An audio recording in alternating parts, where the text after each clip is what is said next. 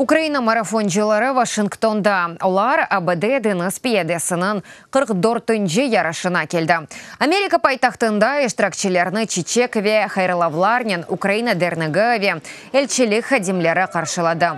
Умумен тақым 10 кишиден ибарет. Илкере тақым тәркібіне қызда кірсетілді.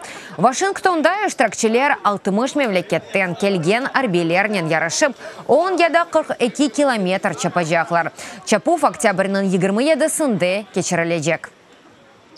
Наша команда уже 4-й раз буде прийняти. Takımımız 4 kere deniz pехотасының марафонында иштирак етежек. Бірінші сеферде иштирак еткен едім. О вақыт 4 кеші олып келген едік. Шымды есе 10 олдық. Бүгін бұл марафонда иштирак еткен инсанлар керчектен де қарамандыр. Олар мемлекетіміздің башта Украина шарқында, шымды есе мұнда спорт мейданчылықларда қорчалай. Чапмаға яқындан башладым. Башта бадминтон ве волейболны бегене едім. Достым есе Чапуға Мирак қашлатты. Ярым ел марафонға азырландым. Шымдылик 10 километр чапажам. Сонрайся қысмет.